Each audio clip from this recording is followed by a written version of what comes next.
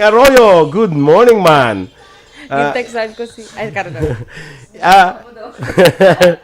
Inang si Dennis, mo ka naman ng istorya. Actually, ang hambal ni Aksyon Dorel, nag-break man lang kamo. Gani. Huwag mo siya nag-hambal nga nung biyanay ka mo, ah. Oo. Hindi mo na naka-break lang ka mo, wala ka mo nung biyanay mo. Posible, Hindi ginasya. ba? Oo. Sakay Hongko Rose, Lumanog Seva, Martin Aliling, kay Edmar Kilitar, good morning, man. Kag sa family Mugar, kag family Puig, Octiva, dira sa Bago City. Mga taga Bago City nisla, no? Kag dira sa kay Maui Kanyada Jr., good morning, man. Sa kay Teresa Linahakaya, of course, kag kay Jean Buarom, maing aga. Laing si Dennis. Niyo yung jala Diyos ko, lain na sa kamatunan. May screenshot. Wala akong pwede lang. Kung kumutang screenshot sa comment na. Oo. Correct. Oy, si Ma'am Lani Boscas. Good morning, dira. Ma'am, din si Ma'am Lani Suman. Sa una, principal na mo ni siya mo sa Pahanukoy Baybay Elementary School, no? Good morning, Ma'am Lani. A very good friend of mine, no? Wow. Saya daw ka very accommodating. Good morning sa imo, Ma'am Lani. Sa kay Teresa ako na Mila Alit. Good morning, man. Ronnie Villanova. Good morning sa kuno sa taga H-Mom Medical Specialty Center sa Talisay. Sa mga doctors kag nurses, of course, sa asawa ka si Carol. Ang H-Mom, inigaling ang H-Mom, nito sa Kabankalan, may ara man, no? May ara man sa Kabankalan. Anyway, Fatima Camarista Hilasing, good morning, mandara sa imo. Okay, sige. Standby na kita sa mga balita lokal.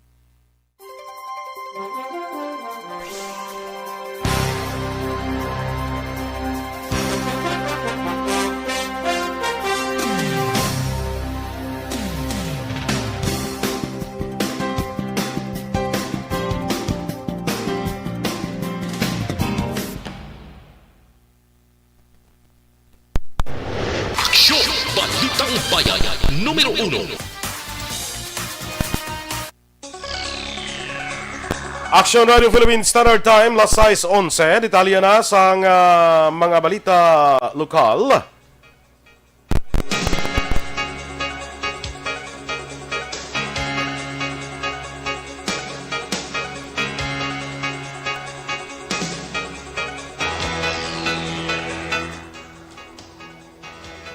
Kapin duha ka kilo sa ginapatian shabu nga nagabalor sa 13.6 milyones pesos ang nakumpiskar sa drug bypass operation sa San Esteban Phase 3 sa Barangay Lagasan, Siyudad Zambago kahapon sang hapon Marso 18. Ang operasyon ng ipatigayon sang gintingog nga puwersa sang PNP Drug Enforcement Group kag Regional Drug Enforcement Unit 6 sang Bago PNP. Nadakpan ang duha ka mga lalaki ang inkilala nga Sanday Rodney Bidol, 38 anyos, kag Rafi Pradilla, 28 anyos, residente sang Dalan Bonifacio, Barangay 2, Siyudad sa Silay. Sunod kay Lieutenant Glenn Suliman, team leader sang RDEU 6, ang natabuan sang operasyon ng isa sa pinakadako nga bagsakan sang droga sa Bacolod kag Negros Occidental. Nakumpiskar man sa mga operatiba ang 100,000 pesos nga buy-bust money, motorsiklo kag drug paraphernalia. Ginakabig ni Suliman ang manadakpan ng street-level individual, samtang gina-verify pa ang dugang impormasyon angot sa mga tao sa likod sini. Suno sa mga nadakpan, ginsugo lamang sila, kag ini ay kaduha nga tion nga ma-deliver sila sang illegal nga droga. Ang manadakpan ang wala na naghatag pa sang dugang nga mga palaya. Tigayon natin nga malocate nga dire ang ginabagsak sa ginabagsakan sang saka pinakadako nga source sang legal drugs diri sa sa Negros kag Bacolod. When it comes sa supply siguro sang legal drug, dako nga impact mo sir ang nakuha naton. Considering nga kung maglaptay ni sa Bilog Negros sa Bacolod, dako man sir nga ang mapituan sang natakan. Ang kabahin sa pagpahayag ni Lieutenant Glenn Suliman, team leader sang RDEU 6. Patay ang isa ka lalaki nga nagasaulog sa iyay ka 55 nga kadlawan matapos gintiro sa Purok Saturn, Barangay Handumanon, Siyudad sang Bacolod, takna alas 7:40 kagabi Huwebes. Ginkilalang biktima nga si Jose Staniel, residente sa nasambit nga lugar kag manugsagod sang baboy. Sunod kay Police Captain Armelin Vargas, ang hepe sang Police Station 10, magluwas sa kadlawan sang biktima, ginasaulog man ang bunyag sang iyay sa katuig nga bata. Sa interview sa Aksyon Radio Bacolod, sumasaksi, nagapungko ang biktima sa guwa sang iya balay o purang 3 kay banpas ang natabo ang krimen. Suno sa mga saksi, Toyota Avanza nga wala sang plate number, ang ginsakyan sang 4 ka matawo nga nakabonet kag naka-jacket. Na-recover sa crime scene ang 4 ka basiyo kag 4 ka slugs sang wala pa may baluan nga armas lutang. Ginausisa pa sang kapulisan ang motibo sang krimen kag ang background sang biktima. Nasapuan man nga patay ang isa ka 63 anyos nga lalaki sa sitio Mabalwan, Barangay Anie, Banwasang Calatrava sa itong Miyerkules sang lasay sang aga. Ang bangkay ginkilala kay Bonifacio Catalogo, may asawa kang nagapuyo sa amuman nga lugar. Suno kay Police Major Robert Indiape, ang hepe sang Calatrava PNP, nagapauli na si Catalogo halin sa pagpaharap sa iya karabaw, kag ginsunod din sa isa ka suspetsado kag ginluthang. Naka-recover sang 25 kabasiyo sang 9mm ang mga otoridad sa lugar sang insidente. Dunga pa ni Indiape, ang biktima may 3 na katao nga napatay sadto, kag wala inigid pasakaan sang kaso nga posible man iya ginareglo bangod kalabanan sini iya malang pamilya. Pagtimalos kag konflikto sa duta ang mga motibo ang inaimbestigahan sang otoridad. May suspetsado naman ang kapulisan apang hinaulat pang desisyon sang pamilya ni Catalogo kung magapasaka sila sang kaso. Patay man ang isa ka mangunguma sang ginluthang sang pareho sini nga mangunguma sa Hacienda Salamanca, Barangay San Miguel, Ciudad sang La Carlota sa Miyerkules sa alas 8:30 sang aga. Ang biktima ang ginkilala kay Eduardo Sapitanan, 58 anyos, samtang suspect. Ang ginkilala naman kay Aquilino Laurencio Jr. tarang nagapuyo sa mga barangay. Base sa investigasyon sang La Carlota PNP, samtang si Sapitanan nagyara siya kampo sang Tubo, ginkompronta ini ni Laurencio matapos nagintapas ang biktima ang kawayan nga ginangkon sang suspect nga siya ang nagapanag-iya. Nagpauli si Laurencio kag sa nagpauli naman si Sapitanan iya ginluthang gamit ang sulpak tubtob nga mapatay. Giningagaw pa dala sa ospital ang biktima pang gideklara nga patay sang attending physician. Nagpalagi ang suspect pagkatapos sang pagpangluthang. Arestado naman ang 2 ka mga lalaki sa drug bypass operation sa Purok Masinadiahon, Barangay 12, Siyudad sa Bacolod kagabi o kung sang Huwebes sang gabi. Ang mga nadakpan na musanday Mark Dave Diarota, 29 anyos, kag Joven Di Mapanag, 24 anyos, pareho nga residente sa Purok Masinadiahon, Barangay 12, sa Siyudad sa Bacolod. Sunod nga Police Major Ramil Sarona, ang hepe sa Police Station 1, nakabaton sa reklamo ang kapulisan nga may illegal nga aktibidad sa lugar malapit sa Vendors Plaza. Dunga pa ni Sarona, ang manadakpan ang pusher kag user kag nakabig street level individuals. Na-recover naman ang pila ka sachet sa suspected shabu nga may market value nga 20,000 pesos. Ginalantaw naman sa Bacolod City Police Office nga ang COVID-19 pandemic ang isa sa marason nga nagnubo ang turnout sang wala pa maka-renew sang ila lisensya sa armas ang pila ka mga persona. Base sa datos na ginpresentar sa BCP Operations Branch, 7,420 ka armas luthang sa syudad sang Bacolod ang wala ma-renew ang lisensya. Halin sa Enero tubto Marso 15, sininga tuig 27 ka patented kag loose firearms ang voluntaryo gin-surrender, kag 5 naman ang gin-deposit sa BCPO. 4 ka armas luthang ang na-recover sa kapulisan sa ila police operation.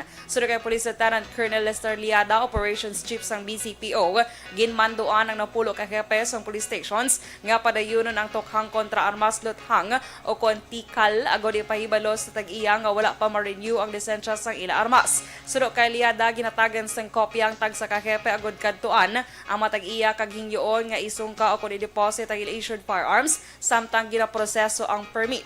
Mga negosyante, politiko, law enforcement unit kag individual ang wala pa maka-renew sang ila lisensya.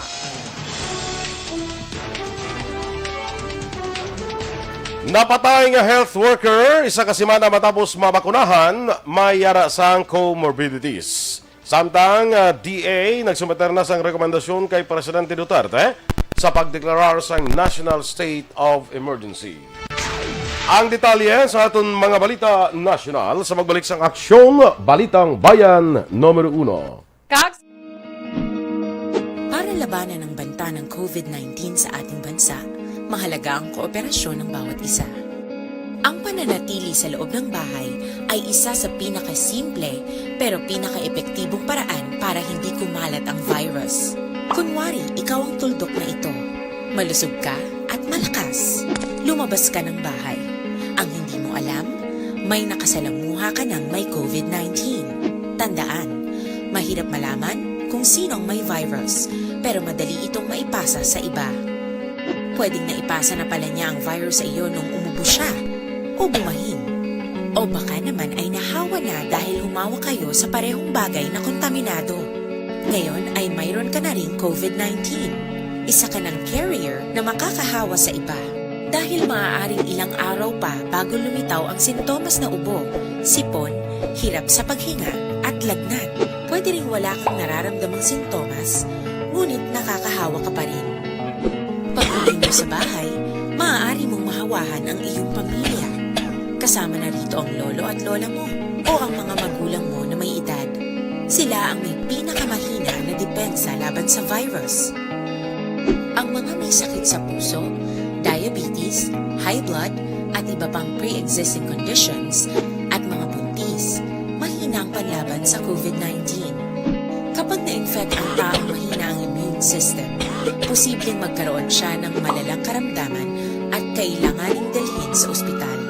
Sa patuloy na paglabas ng bahay at pagpunta sa pampublikong lugar, tinatayang maaari kang makahawa ng 3 pang tao at sila makakahawa ng mas marami pang iba.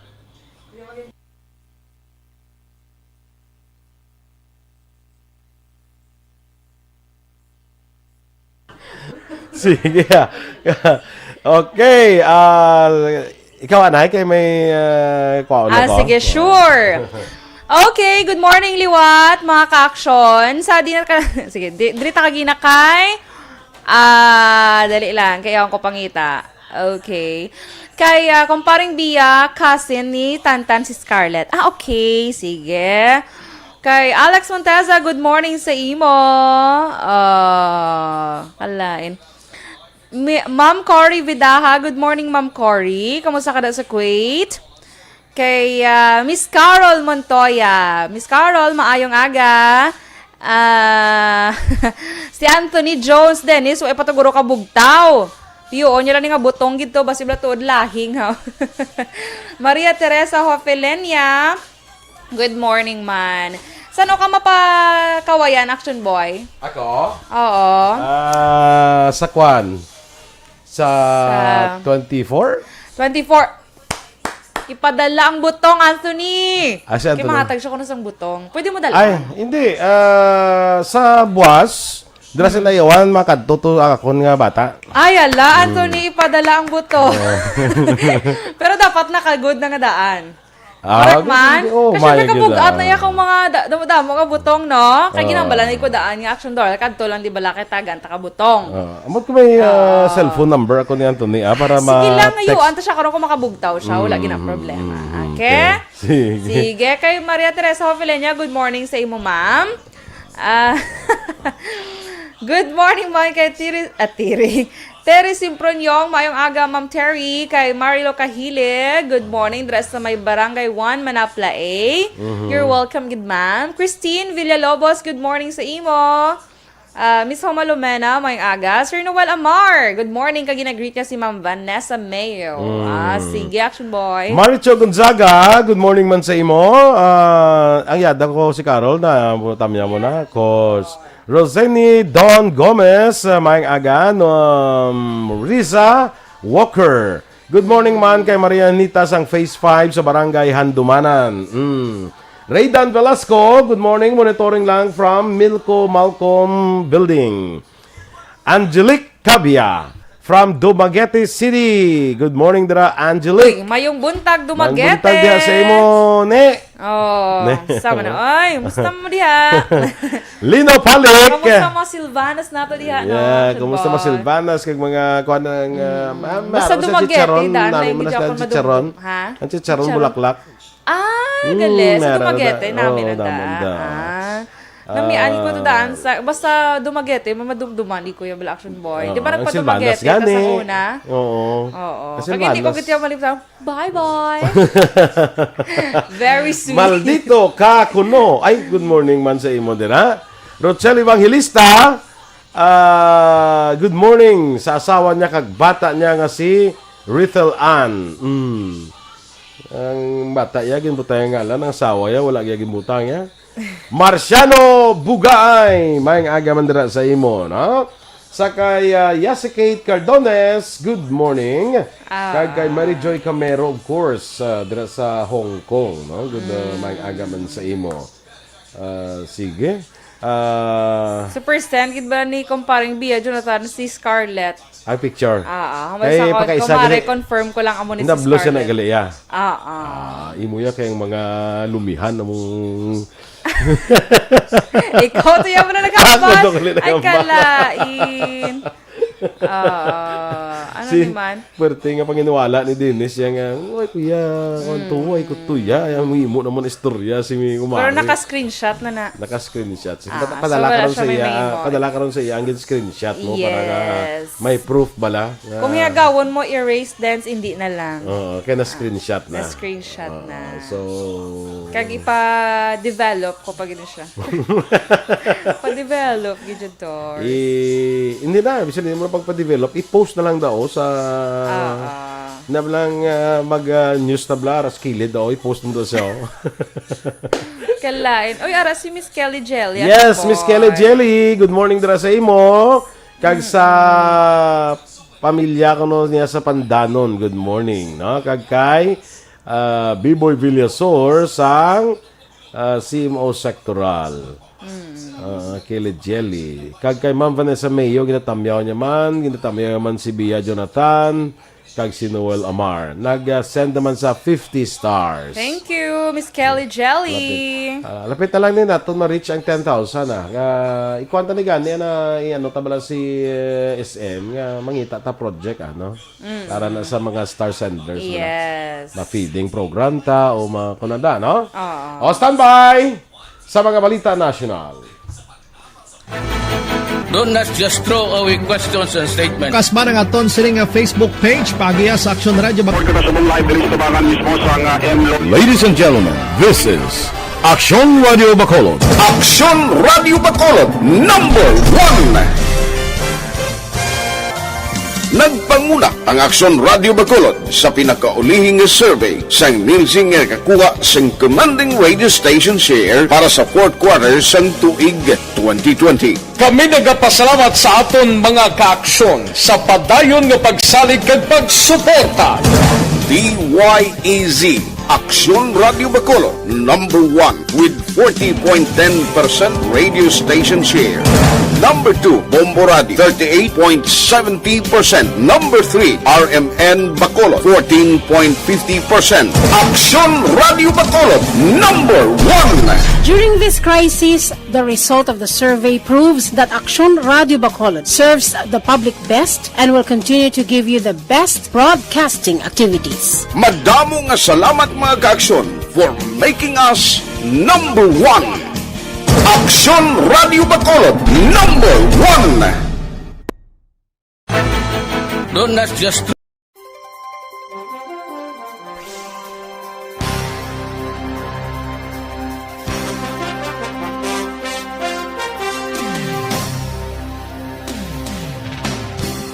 Balitang Bayan, Numero 1. Aksyon Radio Philippines Standard Time, las 6:27. Detalye na sa aton mga balita nasyonal. Ginpahayag sang National Adverse Events Following Immunization Committee nga ang health worker nga nabakunahan kontra COVID-19 kag napatay ang mayara sang ginatawag nga comorbidities. Suno sa kay Vice Chairman Dr. Romel Lobo, ang napatay nga 47 anyos nga babae ang may hypertension, diabetes kag bronchial asthma. Iduga pa ni Lobo, ang health worker ang napaydalom sa COVID-19 testing sa naligan nga Pebrero 22 kag nagpositibo. Liwat ini nga nagpaydalom sa testing sa Pebrero 23 kag nagnegatibo sa virus. Ginalantaw sa mga infectious disease expert nga ginkonsulta sa regional AEFIC nga ang positibo nga resulta ang posible remnant sa tiyalikdan nga infeksyon. Ang napatay nga health worker na bakunahan sang Sinovac sa naligan nga Marso 4 kag wala sang sintomas sang ginpaydalom sa screening. Marso 8 sa liwat nga nagpositibo sa COVID-19 ang health worker kag ginabisuhan nga magpa-admit sa ospital apang ginaligar nagpamalibad. Marso 10 ang inadmit sa ospital kag Marso 13 sang ini ang napatay bangod sang COVID-19. Ginpahayag ni Dr. Beverly Ho, Director sang Health Promotion Bureau and Disease Prevention and Control Bureau sa Department of Health nga wala sang pagbago ang vaccination protocols ng DOH matapos ang insidente sang pagtaliwan sa isa ka health worker masobra isa ka semana sang ini ang nabakunahan. Ini isa ka adlaw matapos ginanunsyo sang DOH nga ginpahayag sang Expert Committee on Adverse Events nga wala sang kinabtanan ng COVID-19 vaccine sa pagtaliwan sang health worker. Suno kay Ho, ang DOH ang hindi magpatigayon sa COVID-19 testing anti sang vaccination bilang kabahin sa screening. Ang napatay nga health worker ang makapila ka beses nga nagpositibo sa COVID-19 kag mayara sang comorbidity. Nagasuporta naman ang Malacanang sa proposal ni Vaccine Czar Carlito Galvez Jr. nga usaron ang Sinovac vaccine para sa nag-edad 60 anyos pasaka bisan nga ini ang nagapamatok sa rekomendasyon sang FDA. Ginpahayag ni Presidential Spokesman Harry Roque, madamo na sang pungsod ang nag-usar sang Sinovac para sa senior citizens. Madumduman naghatag ang FDA sang emergency use authorization sa pag-usar sang Sinovac para sa mga edad 18 tubtub 59 anyos lamang. Suno kay Roque, kinanglan lamang sang FDA sang dugang nga datos para isla ng ilauna nga rekomendasyon. Ginpaatag ni Roque nga ang tiglawas sang Sinovac ang magapresentar sang dugang nga impormasyon sa FDA para maliwat ang EUA. Nasumiter na sa Department of Agriculture kay Presidente Rodrigo Duterte ang rekomendasyon nga magdeklarar sa National State of Emergency bangod sa pamahog sang African Swine Fever. Ginpirmahan ni Agriculture Secretary William Dar ang isa ka memorandum nga ginsumiter kay Executive Secretary Salvador Medialdea. Nasaad sa memo nga ang ASF ang nagahalit sa 12 ka reyon kag masobra 3 milyones na ka mga baboy ang nagkalamatay. Ini nga rekomendasyon ang nagwa matapos ang panawagan sa Senate Committee on Agriculture angot sa deklarasyon sa state of emergency sa bugos nga pungsod bangod sa ASF. Sa tion nga madeklarar ang state of emergency, pwede na mausar ang DA o konseng DA ang Quick Response Fund sa gobyerno standby fund para sa relief kag recovery programs sa tion sang kalamidad, epidemics kag emerhensya. Samtang ginaduso naman ni Senator Panfilo Lacson nga matagan sang sabat ang pagsaylo sa pwesto sa isa ka opisyal sang Department of Agriculture sa piyak nga may paglapas sa ilang memorandum angot sa pag-import sang karne sang baboy sa iban nga pungsod. Suno kay Lacson, ginapamunuan ni Ronnie Domingo ang Bureau of Animal Industry kag suno sa iya nagwa ang opisyal sang Sanitary Phytosanitary Import Clearance sa atong 2018 tubtub 2020. Dugan ni Lacson, ginhimo ini ni Domingo sa piyak ang nadilian ini nanday anay Agriculture Secretary Emmanuel Piñol kag karon Agriculture Secretary William Dar bangod sa kaso sang African Swine Fever. Sa naligod ng Enero 21, ginsaylo si Domingo sa Philippine Carabao Center bilang officer in charge. Ginpahayag ni Lacson nga sa patigayon nga hearing sa Committee of the Whole sa issue sang pork importation, pakabayon niya ang sabat ni Dar kung kaagin saylo kag wala ginpasakaan sang kaso si Domingo.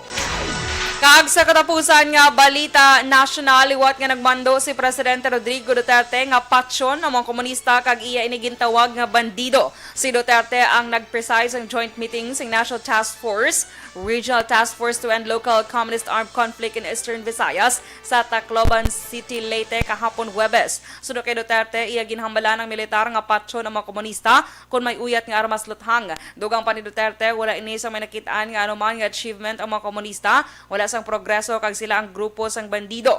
Suno sa presidente, hindi niya luyag makita ang iya soldado nga yara sa lungon. Sa Marso 5 sang nanawagan si Duterte sa law enforcers nga patsyo ng mga komunista nga may armas luthang. Pagkatapos ng 2 ka adlaw, kapin siyam o konsyam ka mga aktivista sa Calabarzon ang nagkalamatay sa separado nga police operations. Aksyon Radio Philippines Standard Time, las 6:32. Kag sa aton mga ka-aksyon, D3 Bio. Ang D3 Bio mga ka-aksyon, pinakabago, garantisado kag epektibo nga pangontra sa kagaw nga nagahalit sa tao. Ang power combination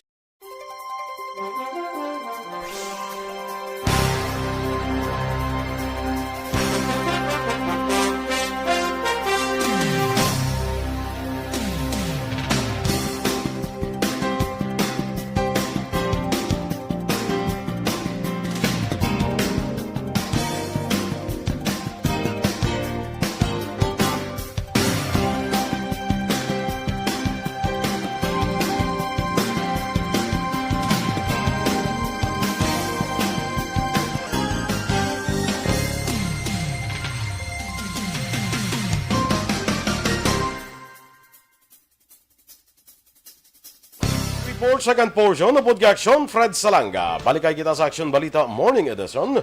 Upod gapon sa inyong news team. Aksyon Dorel Kabat. Kag-Aksyon Boy Duran, una sa balita, una sa aksyon.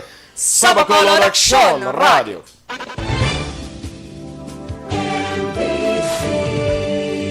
Manila Broadcasting Company. Sa balita, komentaryo, issue, serbisyo publiko. Sa Bacolod, Aksyon Radio.